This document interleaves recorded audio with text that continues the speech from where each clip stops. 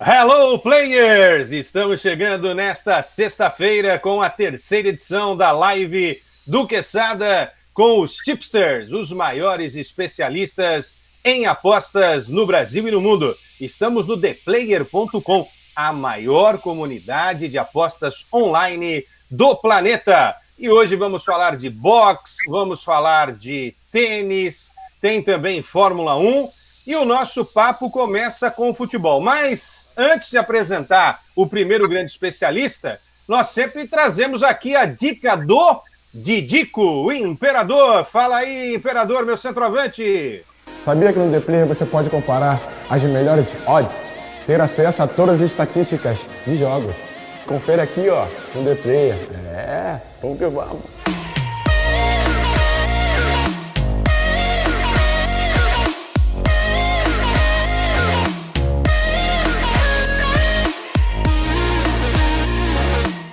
Adriano, que um dia já foi campeão brasileiro pelo Mengão e que vai estar acompanhando também o Campeonato Brasileiro, dando dicas de apostas, as melhores apostas também de Adriano Imperador. E para você que gosta de projeção, quem são os favoritos, as surpresas, quem corre mais risco de ser rebaixado, um pouquinho da história, as maiores goleadas, os maiores goleadores, os técnicos mais vencedores, os times que mais venceram o Campeonato Brasileiro, já está na tela aí também o Guia do Brasileirão, preparado especialmente para você, apostador do ThePlayer.com. Entre lá, confira, se inscreva no canal e participe conosco durante toda a temporada. E tem já também o Desafio Fórmula 1 Motorsport, The Player Motorsport também na tela, o nosso banner. E daqui a pouquinho já temos aí imagens da belíssima cidade do Porto, lá em Portugal, ora pois, palco da grande final da Champions League entre Chelsea e Manchester City. Começamos os trabalhos, então, claro, falando de futebol. Vamos puxar a nossa sardinha aqui para o Campeonato Brasileiro. Olha quem está na tela comigo aí, grande Murilo Borges, já está com a mala pronta, já está falando arigatô, banzai, sayonara. O homem vai estar lá acompanhando toda a Olimpíada, inclusive a nossa seleção brasileira de Neymar. O mito dos palpites vai apostar lá também, viu? Vamos ver que o Brasil vai se movimentar. Será que o Neymar vai para a Olimpíada? Acho que o Neymar vai para a Olimpíada. Fala, Murilão, não sabemos ainda, mas o Murilo depois vai contar tudo pra gente. Tudo bem, Murilão? Seja bem-vindo aqui ao nosso papo, a nossa live dessa sexta-feira, Murilão. Fala, Quesada, maravilha estar contigo aqui mais uma vez. Vamos ver, né, se o Neymar vai pra lá, ele pediu a condição da medalha de ouro para o Brasil em 2016, no Maracanã, num clima maravilhoso, um negócio simplesmente extraordinário, a Olimpíada. Eu gosto, hein? Vão ter muitas apostas aqui no ThePlayer.com sobre a Olimpíada, viu? Você vai arrebentar com certeza lá no Japão, um grande país, para acompanhar, quem sabe, o bicampeonato da seleção. Foi mágico realmente naquele dia no Maracanã. Ô Murilo, então vamos falar de Campeonato Brasileiro, porque Maracanã a gente lembra de Flamengo, lembra de Fluminense, Vasco e Botafogo estão na Série B, mas Fla-Flu aí estão disputando o Campeonato Brasileiro, vão disputar o Campeonato Brasileiro de 2021 e já disputaram a final do Campeonato Carioca. Vamos fazer um rápido review daquilo que aconteceu, porque você está acertando 99,9% de tudo, né? Então vamos começar com esse Fla-Flu e o Fla, mais uma vez, campeão carioca, só para variar um pouquinho. A gente conseguiu cravar os 4 campeões, né, ali, Flamengo, Galo, São Paulo e o time do Atlético, e o Grêmio, né, também lá no Grenal, mas deu a lógica, né, o Flamengo era mais time que o Fluminense, é mais time e não tem muito para onde fugir, né, time muito forte, aliás, com jogadores na seleção principal e outros, como o próprio Gerson, convocado para a seleção olímpica, que citamos há pouco, né. Pois é. E a gente disse também aqui, né, que os dois times iriam marcar. Em todos os jogos, Fluminense e Flamengo marcam, e de fato marcaram, só que o Flamengo marcou mais, foi campeão carioca. Tivemos também Atlético e América, rapaz, 2-0-0. 0-0 no primeiro jogo, 0-0 no segundo jogo. O Atlético tem esse super time, esse super galo, que pode até brigar pelo Campeonato Brasileiro, está na Libertadores, mas o América que trabalha, hein, segurando um dos melhores times do futebol brasileiro, 2 vezes, Murilo. E já fica de dica agora para o Brasileirão começando. Né? Jogos do América, jogos que, especialmente contra grandes favoritos, o time se defende muito bem. Bom para apostar em under, né? Apostar que vão ter poucos gols nos jogos do América aí em Campeonato Brasileiro que está por vir. Grêmio e Inter, não tem jeito, cara. O Inter não consegue parar o Grêmio, já não é de hoje, hein?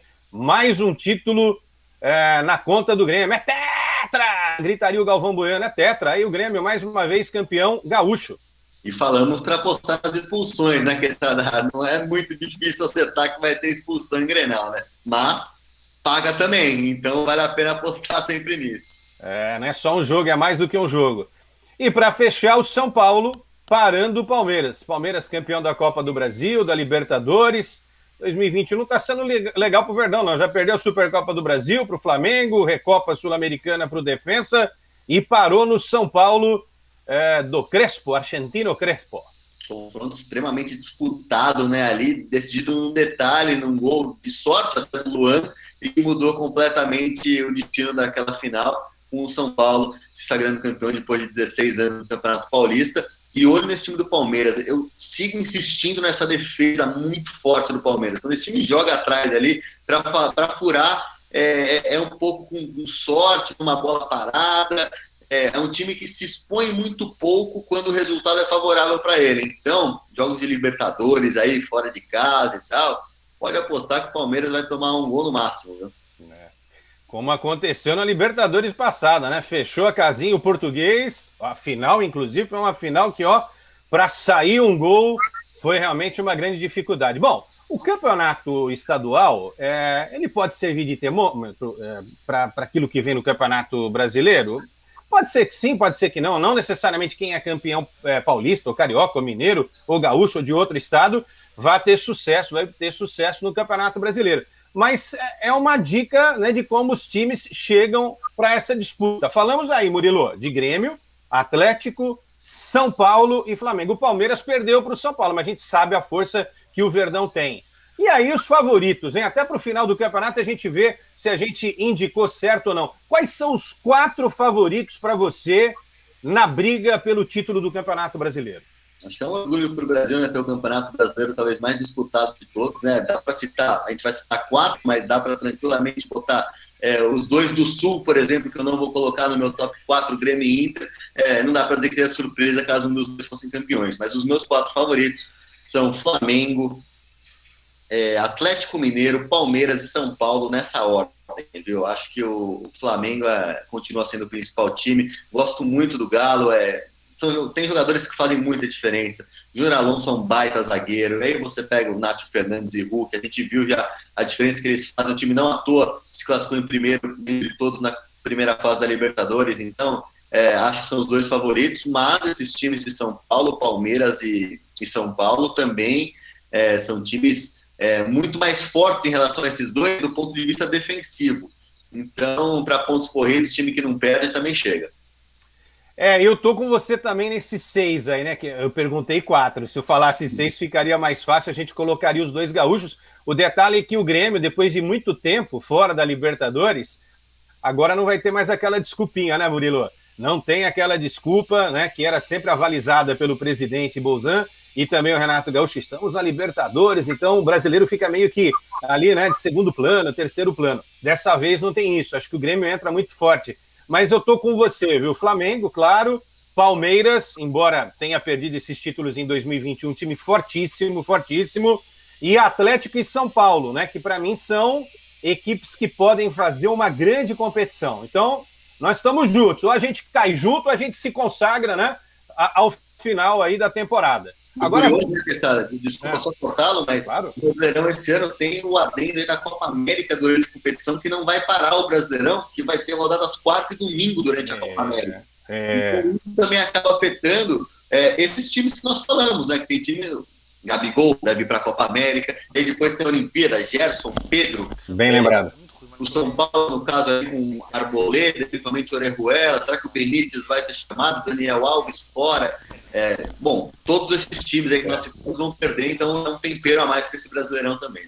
Você tem razão, e a gente lembra do Neymar, né, Murilo? Quantos campeonatos a gente fez com o Santos disputando boa parte da competição sem o Neymar? Porque ou ele estava envolvido em Olimpíada, ou Copa das Confederações, ou Copa do Mundo. Bom, enfim, Copa do Mundo não conta porque na Copa do Mundo para mesmo, mas alguma competição de meio de ano ali que sempre tirava o Neymar, amistosos, né, para a disputa do campeonato. Você pega o Flamengo titular, pode perder uns 7 jogadores tranquilamente, contando aí os mimos, né? Isla, Arrascaeta e por aí vai. Então muda muito. É verdade. Murilo é um cara esperto, né? Ele foi falando, mas ele já tá ali o outro chip estava funcionando para ele indicar os 4 que vão cair, entendeu? Ele me ajudou também porque eu tô aqui pensando. Rapaz, quem é que vai cair, hein? Quem é que vai cair, Murilão? Vamos lá, olha, eu vou começar aqui, vai. Eu acho que vai ser difícil para o Juventude, muito difícil para o Juventude. O Cuiabá, embora venha fazendo um grande trabalho, acho que tem que ficar muito ligado. O Sport passa por uma crise financeira grande, né? Eu já falei 3 aí, vai me ajudando. Não sei se você concorda com esses 3, mas o que mais a gente pode apontar aí, correndo risco de rebaixamento? Os 2 primeiros eu concordo contigo, acho que são times para cair, Juventude e Cuiabá. O Sport não fatalmente estaria ali, né? Seria o 5º ou 6º time.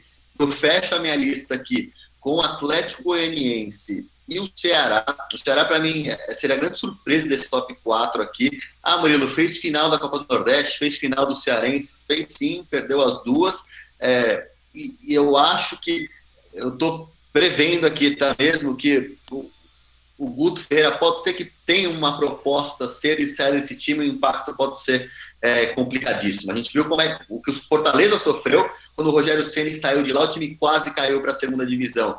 Estou prevendo que pode acontecer alguma coisa similar com o Ceará, tirando o fato que, assim como o Recife, essas equipes são as que mais perdem, né, com o Brasileirão, por estarem muito longe, sempre tem que fazer muitas viagens, nesse quarta domingo que vai ser mais uma vez esse ano. Acho que as equipes do Nordeste podem se complicar um pouco mais. E já vou ligar o sinal de alerta aqui também, o amarelinho ali para 2 times paulistas, Santos e Corinthians. É bom abrir o olho, acho que são times que vão brigar mais embaixo do que em cima da tabela.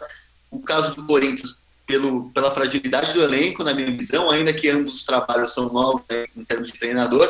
E o parte do Diniz do Santos ali, a gente sabe a pressão que tem sempre que envolve o nome de Fernando Diniz, se com 3, 4 rodadas do time não embalar, ele fica sair, e se sair uma renovação no meio do campeonato, pode ser uma tragédia para o Peixão. Faltou o meu 4, então eu vou colocar o Atlético Goianiense, que corre risco também. E quem quiser mais informações, é só acompanhar o guia do Campeonato Brasileiro. O guia do Brasileirão já está lá no theplayer.com, com todas as informações dos 20 times que vão disputar o Campeonato Brasileiro a partir deste fim de semana. Ao final da temporada, a gente vai ver se as projeções do Murilo para rebaixamento e título, e as minhas também, deram certo ou não. Para fechar esse excelente papo com o Murilo Borges, que daqui a pouco vai voltar às aulas de japonês, arigato, banzai, sayonara. Se falar essas 3, você tá feito lá na terra do sol nascente.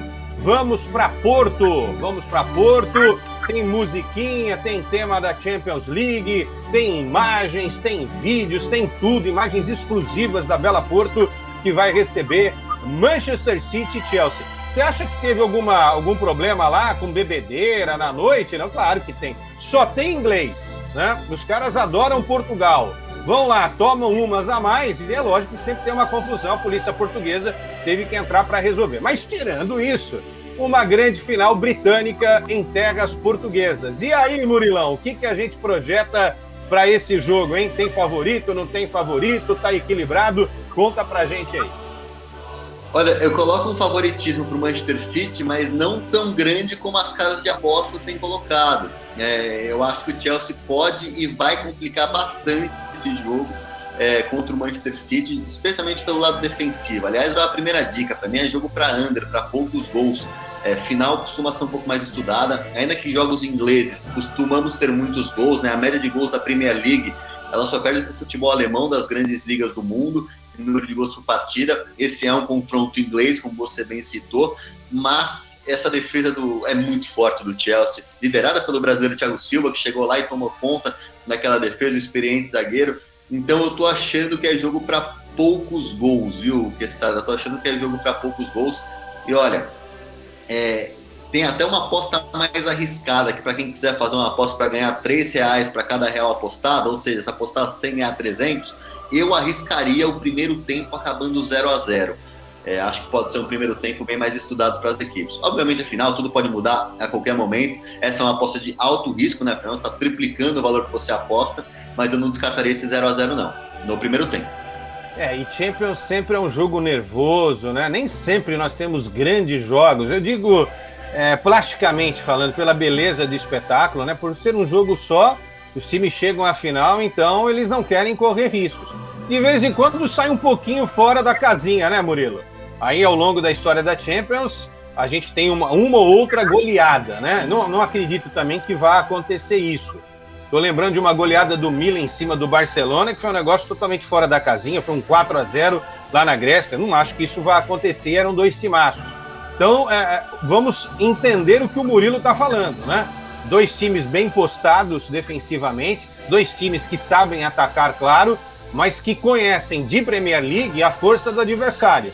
Então não vão se expor, obviamente. Não. É claro que é uma partida de futebol, às vezes pode acontecer em 10 minutos uma falha aqui, um gol, né, com um erro da arbitragem, um impedimento que, né, milimétrico, pode ser que aconteça, mas isso é fugir um pouquinho daquilo que a gente projeta. Então tá aí a dica do Murilo, certo? Então, primeiro tempo, né, a nossa projeção, a do Murilo e a nossa projeção aqui, do ThePlayer.com, provavelmente sem gols, certo, Murilão? Então vamos nessa linha aí para ganhar um trocado.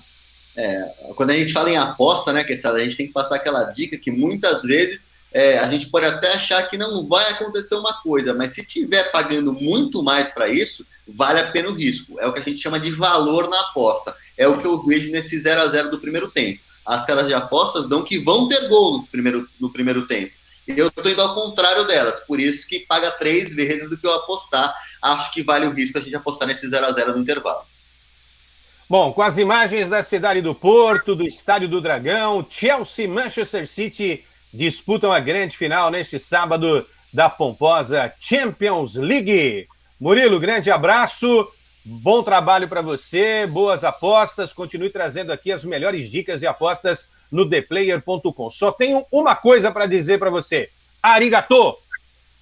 Valeu, Kessara, até mais, vou seguir seguindo o programa aqui. Valeu, Murilão! Murilo Borges com a gente aqui nas melhores dicas do ThePlayer.com. Segue na tela imagens da cidade do Porto. E já vamos para o próximo tema aqui na live do ThePlayer.com.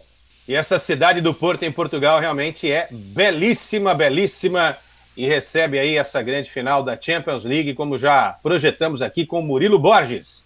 E do futebol, do Brasileirão, da Champions, vamos para a Fórmula 1. Vamos trazer aqui os maiores especialistas em automobilismo, motorsport conosco e o desafio Fórmula 1 The Player Motorsport para a gente saber, não é? Como é que vai ser esse próximo desafio. Não temos corrida nesse final de semana, é bom lembrar, né? Você que é apaixonado por corrida, não dá para ter corrida todo final de semana, senão serão mais de 50 corridas no ano. Os pilotos precisam se preparar, as máquinas precisam ser ajustadas. E hoje com a gente o Guilherme Longo. O Guilherme já está com a gente. E aí, tudo bem, Gui? Como é que tá? Seja bem-vindo aqui à nossa live nessa sexta-feira. Você que é um dos grandes especialistas em apostas também vai dar boas dicas para a gente aí no próximo grande prêmio que vai rolar lá no Azerbaijão. Rapaz, você conhece o Azerbaijão? Eu não fui ainda. Tudo bem, Gui?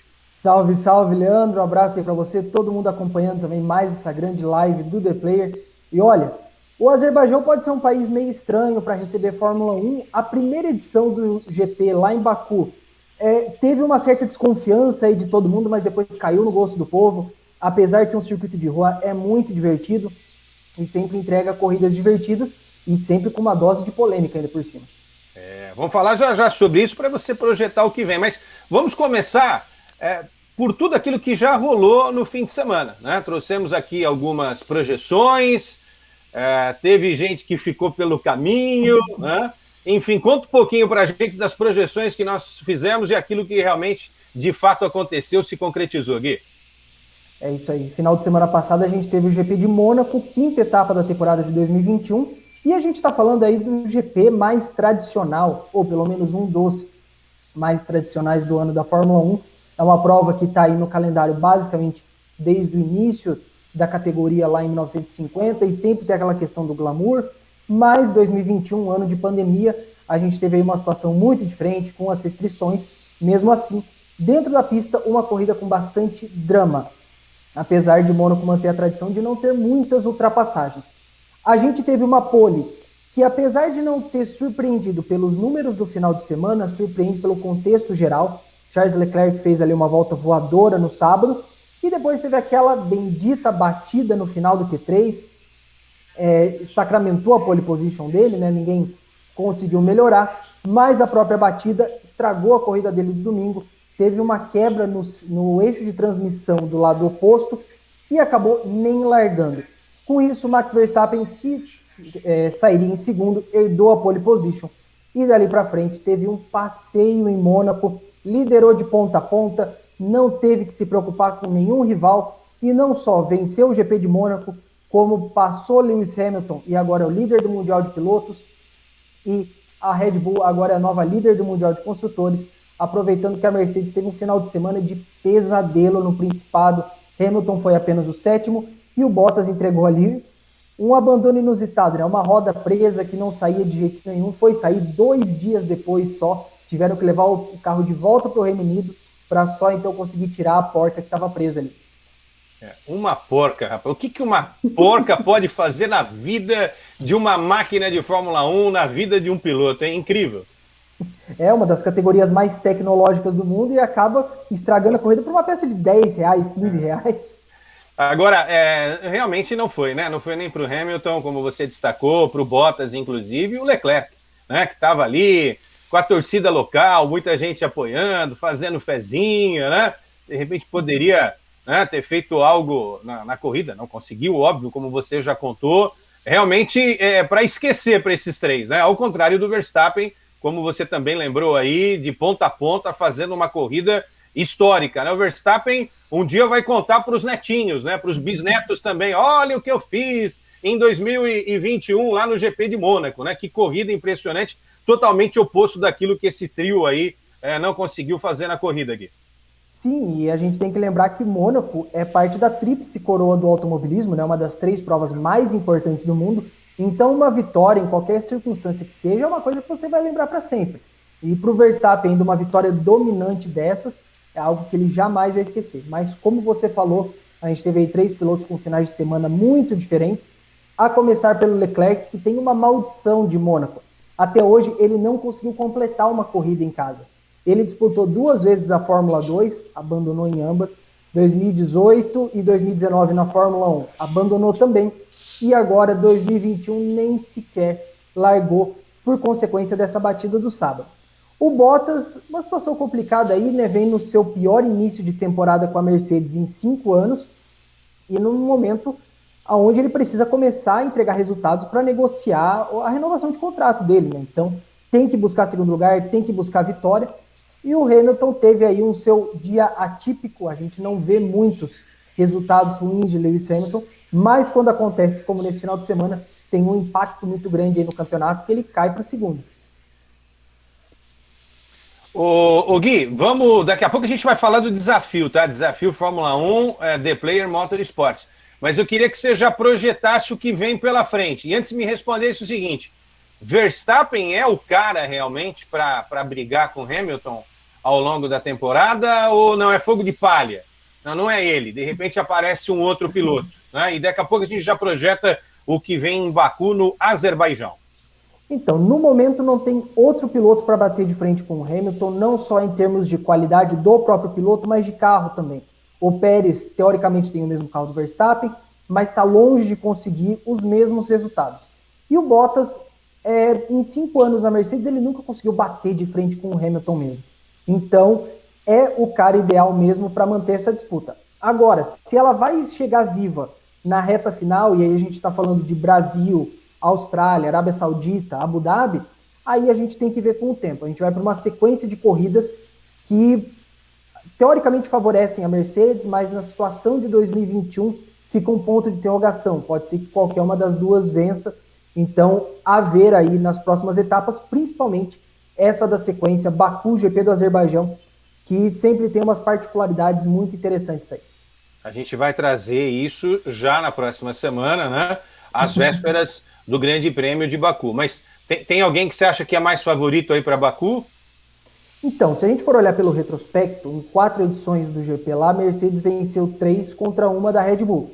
Só que 2021 a gente está falando de uma situação um pouco diferente, os carros estão bem mais próximos, e como já descreveu o Rico Penteado, nosso mestre da área técnica de Fórmula 1, Baku é basicamente você pegar Mônaco, abrir ele e colocar uma retona no meio. Então tem essas particularidades aí do circuito de rua que a gente viu a Mercedes sofrer em Mônaco. Pode ser que tenha problemas? Sim. Mas essa retona de Baku, que é a maior da temporada, pode fazer a diferença no final. E para fechar, Gui, vamos falar do desafio Fórmula 1, The Player Motorsports. Tá sendo um sucesso incrível, né? Conta um pouquinho pra gente aí, porque muitos dos nossos apostadores, muita gente que acompanha o ThePlayer.com adora participar. Né? E aí você vai trazer pra gente como é que foi aí nesse último desafio.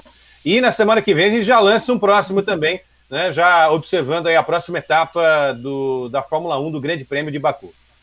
É isso aí, a gente está falando só de 2 etapas já que o desafio está no ar e já temos centenas de inscritos, então um número muito legal e a galera participando. Quem acompanha as lives do Motorsport pode perceber, sempre tem a galera dando uma cornetada, porque eu acertei esse aqui e vocês erraram, porque na contagem geral eu estou na frente do pessoal do Motorsport, então isso é que é o mais legal, ter essa interatividade aí com o público, dar um gás a mais aí para todo mundo e para esse trabalho que a gente faz, né? De trazer esse conteúdo para a galera, explicar como é que funciona e o próprio esporte como um todo. Eu vou trazer aqui os números rapidinho do último final de semana e o ranking geral. Sim. A gente teve uma pessoa que quebrou a banca, ele não só fez a liderança do GP de Mônaco, como ele assumiu a liderança do ranking geral só com o GP de Mônaco. Ele não tinha participado de Barcelona e já foi direto para a ponta, que é o Júnior Silveira. Ele fez quase 900 pontos por conta da aposta no abandono do Bottas, e daí ele já assumiu também a liderança geral. E a segunda colocada, a Ingrid Silva, a mesma coisa. Primeira vez que participou foi agora em Mônaco e já subiu para o segundo lugar com 763. E ainda fechando aí o top 3 do geral, tem o Casabello com 738, então a galera tá aí, uma disputa pegada. Mas eu sei que o pessoal aqui que está assistindo está querendo ouvir a disputa interna do Motorsport. E eu só quero dizer uma coisa, eu posso ter ido mal em Barcelona, mas eu quebrei a banca dessa vez. Eu assumi a liderança dessa bagaça. Eu estou agora com mais de 300 pontos, mais de 100 à frente do Mota, que é o segundo colocado. E aí a gente tem Nayara, o Eric, o Schwinn e o Carlos Costa, que esqueceu de apertar o salvar na etapa de Barcelona, está lá em último, tendo que recuperar aí esse tempo perdido, tentar recuperar essa diferença aí que ele fez para todo mundo. Olha aí, o Guilherme tá enjoado, deixou toda a rapaziada para trás, os caras estão vendo, olha, o sangue subiu aqui, os caras não vão deixar barato nas próximas etapas, não. Então siga aqui com a gente, Desafio Fórmula 1, The Player Motorsport. É muito legal porque a gente acompanha as dicas dos nossos especialistas, eles dão aí, não é? As indicações do que vai rolar, né, para as melhores apostas, e a gente participa também do desafio aí, né? Eu posso entrar nesse desafio, né? Eu vou entrar no desafio, só que aí eu estou muito atrás, né? Dá tempo. Eu acabei de falar aí, ó. Disputou só agora e já foi para a liderança. Já foi, Tem que convidar aqui todo mundo, participem, é de graça, é só fazer a conta no The Player, depois pegar ali as suas 100 unidades de moedas imaginárias, distribuir ali entre as categorias, salvar, e você já está participando aí com todo mundo. A gente aqui do Motorsport está no meio da tabela aí com a galera, a gente também faz as nossas cornetadas, estamos cornetando todo mundo, é bem divertido, vale a pena e os prêmios são muito legais.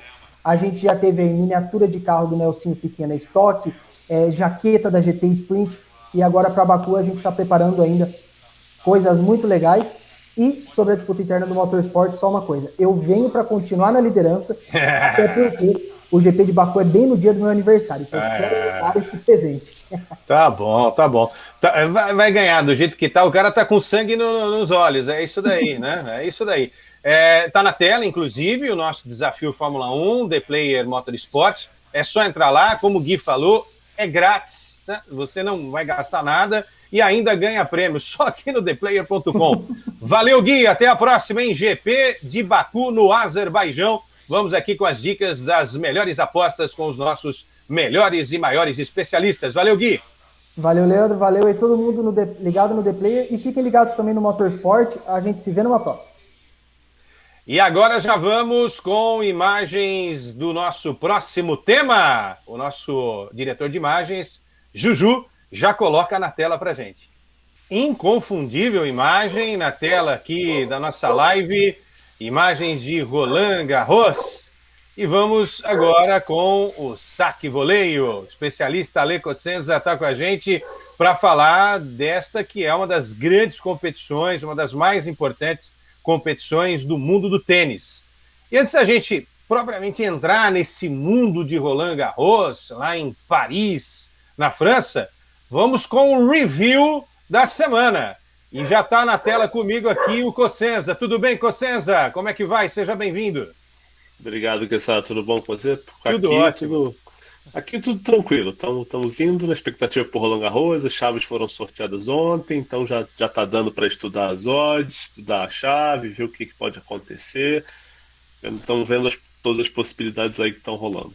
Bom, vamos então para a bola menor, né? Para o tênis. Review! O que foi na semana passada, as dicas que você deu, né? E aquilo que os apostadores seguiram também para fazer a fezinha, né, nas apostas aí no theplayer.com, Cosenza. Eu tive, assim, acho que 3 acertos bem interessantes nessa semana, todos no qualifying, 2 no qualifying de Roland Garros e um em Belgrado, no ATP de Belgrado, e que uma foi a vitória do Coria, o Federico Coria, né, irmão daquele Guillermo Coria, famoso da época do Guga, derrotando o Pablo Cuevas em Belgrado. Era um jogo que pagava 3,40 e o Cuevas não está num momento tão espetacular assim para ser tão confiável. Então eu arrisquei aí e essa valeu a pena. Outra que valeu a pena já no quali de Roland Garros foi uma vitória do Denis Istomin sobre o Damir Djumur. São 2 caras que não são muito conhecidos assim, o Djumur numa fase melhor. Istomin é um veterano que não vinha ganhando muito jogo, mas são estilos de jogo parecidos dos dois. E no Saibro eu acho que o jogo ficava bem equilibrado. E acho que valia o risco. Esse jogo pagava 5-1 na vitória do Istomin. Eu falei, bom, acho que vale. E foi, e cravei essa. E é uma estratégia que eu adoto às vezes, dependendo do dia, dependendo dos jogos que estão ali disponíveis. Apostar em 3 ou 4 zebras. Porque às vezes você acerta uma das 4, já compensa as outras. Se você errar as outras 3. Se acertar 2, então o dia tá maravilhoso. 3 ou 4, então, meu Deus do céu, aí eu saio de férias. Mas essa foi uma estratégia. É uma estratégia que dá para adotar em alguns dias. E o outro acerto foi o jogo do João Menezes, também no qualifying de Roland Garros, né? Uma vitória que pagava 2-1. E era um jogo que prometia ser equilibrado. Eu tinha até feito outra aposta defendendo essa, achando que ia ser um jogo de 3-7, demorado, e foi um jogo super rápido. O jogo foi 6-0, 6-3 pro João. Eu perdi a outra, mas ganhei essa que pagava 2-1, então valeu a pena. Eu tenho trazido aqui terças, quartas e quintas, dicas e apostas do dia.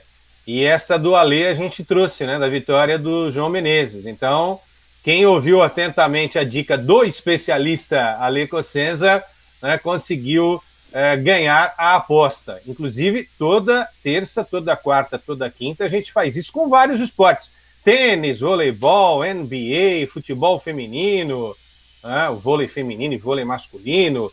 Trouxemos dicas da Libertadores aí na semana passada e a partir de agora muito também de Campeonato Brasileiro que se inicia neste fim de semana.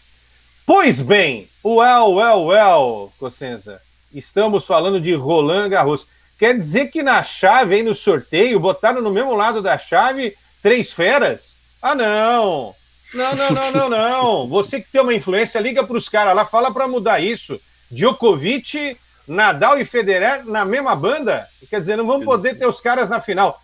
Um contra o outro, claro. Um deles pode chegar, mas um contra o outro, não.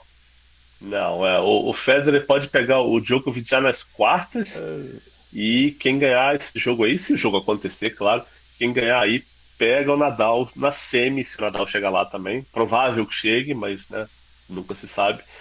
Então, a grande consequência disso é que se a gente olhar as odds das casas de apostas, hoje o primeiro mais cotado, né, é o Rafael Nadal, pagando 1,8 mais ou menos, né? Uma variação de uma casa para outra, mas em média está 1,8.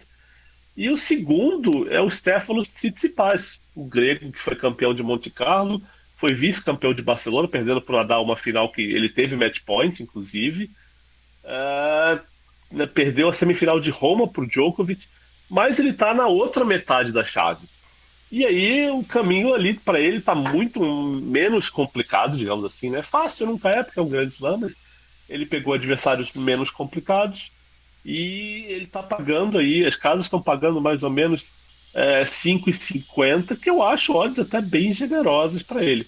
É claro que a gente está falando de Roland Garros e tem Rafael Nadal, campeão 13 vezes lá, continua sendo favoritíssimo, apesar de esse ano ele ter uma chave que pode se complicar, ele pode pegar Yannick Sinner no caminho, pode pegar o Rublev, que foi o cara que ganhou dele em Monte Carlo esse ano, e obviamente o Djokovic na semi, então pode ser difícil, né? A gente nunca sabe, porque esses caras podem perder no meio do caminho também, aí o Nadal vai ter um caminho mais fácil, mas no pior dos cenários ele tem uma chave bem dura e assim, mais dura do que ele teve, né, nos últimos anos em Roland Garros. E ainda assim ele paga 1,8.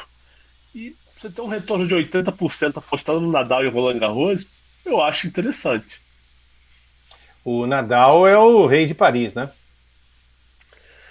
13, ele jogou o torneio 16 vezes. Ele ganhou 13, abandonou uma vez e perdeu 2 jogos. Isso na história do tênis é inédito, né? É um negócio assim, extraordinário, extraterrestre. Você pode brincar com os adjetivos aqui a vida inteira, porque só na história do tênis a gente tem a Margaret Court, que jogou ali nas décadas de 50, 60. Ela foi campeã do Australian Open 11 vezes. Foi quem mais ganhou um slam, até Rafael Nadal, que agora tem 13 em Roland Garros. 16 participações, 13 títulos. 2 derrotas e um abandono. E um abandono. Que coisa espetacular. Realmente, esse Nadal é incrível.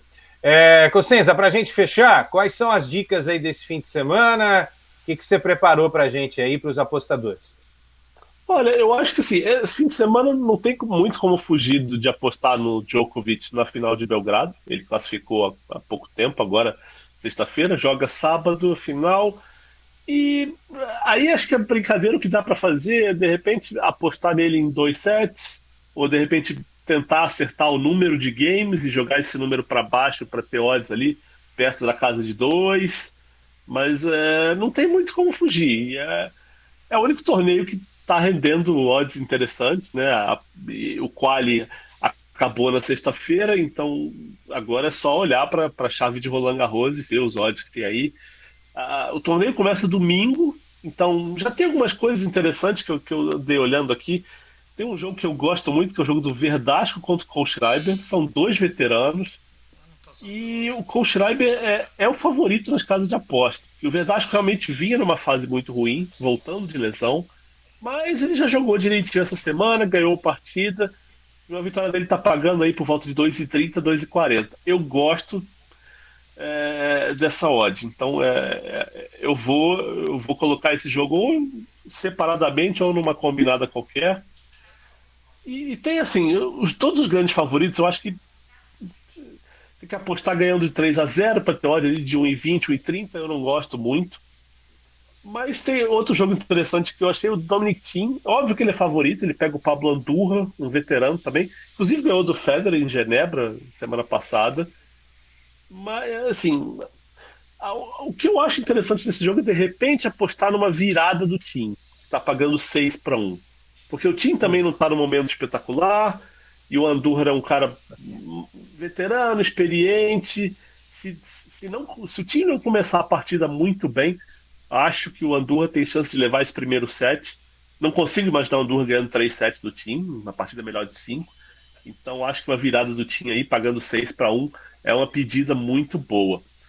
E outra odd interessante que está flutuando aí é do Daniil Medvedev, que é o número 2 do mundo.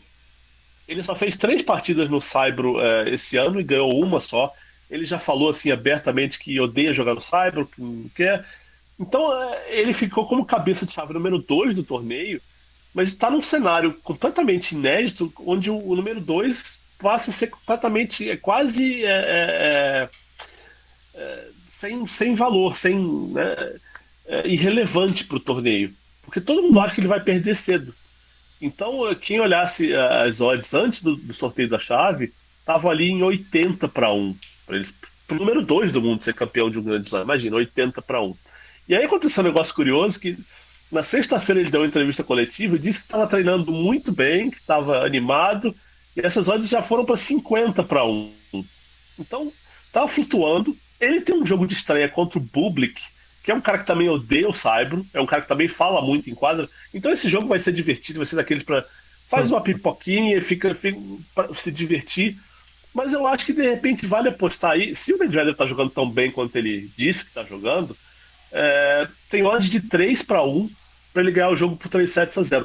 Eu não acho ruim, não, considerando que o Bublik é um cara que não gosta de Saibro. Então eu acho que é o tipo do jogo que, assim, se o Medvedev ganhar o primeiro set, ele deslancha e o Bublik, né, desiste. É aquela coisa que a gente vê às vezes muito no tênis, né? O azarão perde o primeiro set do favorito e fala, putz, eu não vou conseguir virar esse jogo aqui. E aí vai aquele 6-3, 6-2 ali no segundo, terceiro set. Se o Bublik ganhar o primeiro set, aí o jogo muda. E eu acho até que vale fazer uma aposta ao vivo aí, de virada do Medvedev. Não vejo o Bublik vencendo esse jogo. Mas, assim, de cara para apostar antes do jogo, eu iria nesse 3-0 do Medvedev aí. Eu anotei as dicas aqui do Cosenza, você faça o mesmo, né? A gente entra com a live ao vivo, claro, e depois fica lá na nuvem do YouTube, no theplayer.com. Você pode rever essas e outras dicas de outros esportes. E tudo que o Ale passou pra gente agora, o Ale Cosenza passou pra gente agora, né? Vai anotando tal, na hora em que abrir os jogos, né? Você entra lá no The Player, vai estar a possibilidade de você apostar. Siga as dicas do Cosenza para você ganhar aí uma grana. Cosenza, até a próxima com muito Roland Garros aqui na live do The Player. Bom fim de semana para você. Valeu, Cosenza. Valeu, Quesada. Abraço.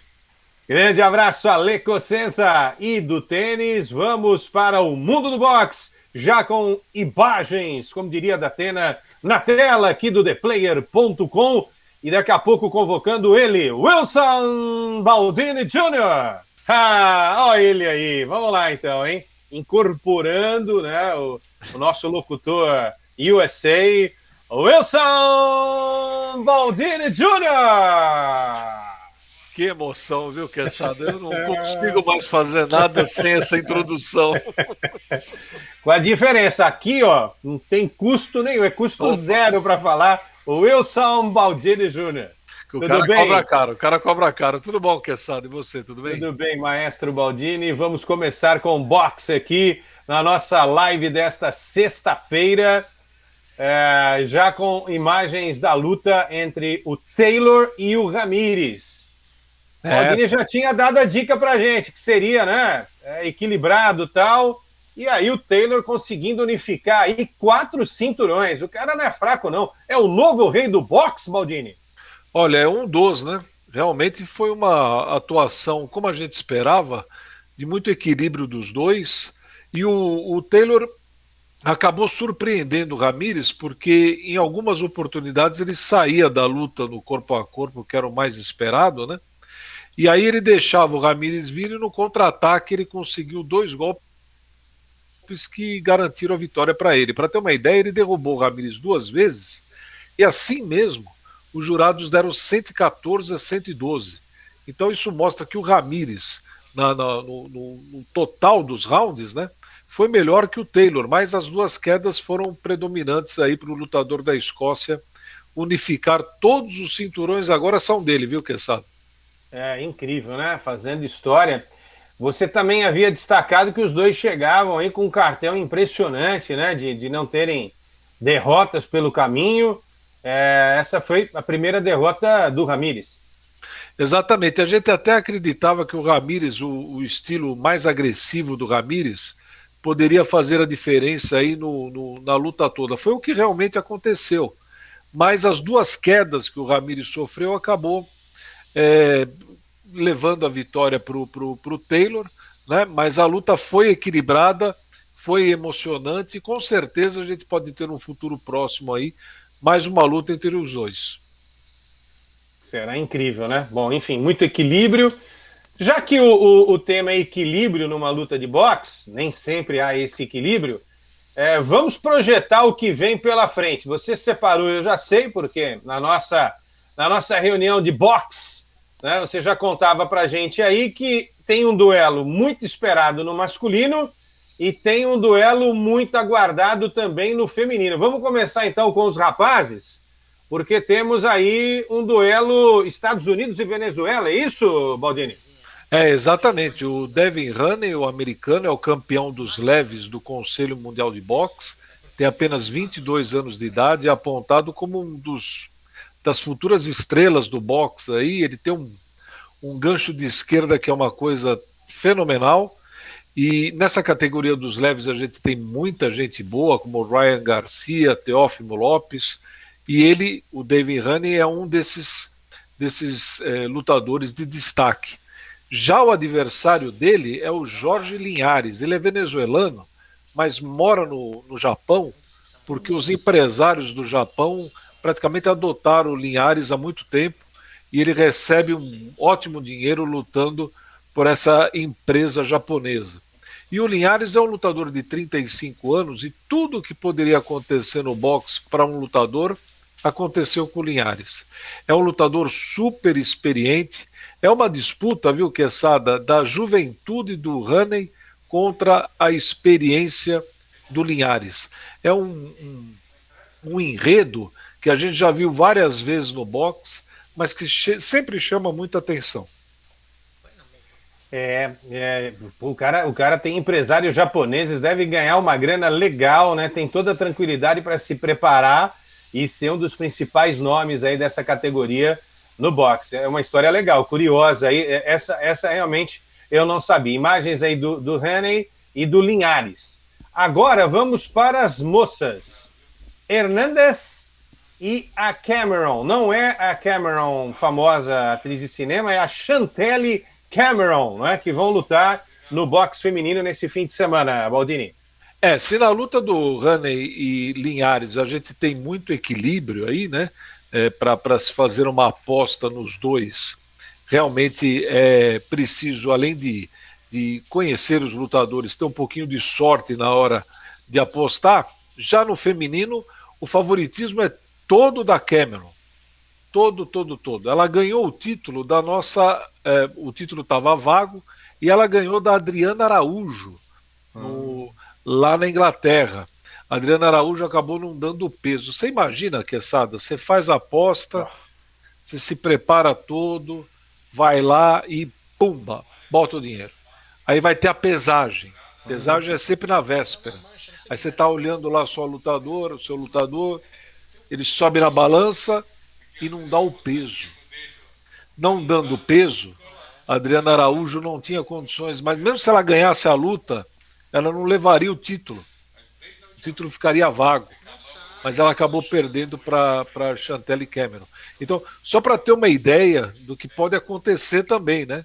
Que às vezes a gente não tem essa ideia. Você aposta um pouco antes e o seu lutador não dá o peso. Você tem vontade de matar o cara na balança. Mas estava muito acima do peso? Estava muito acima?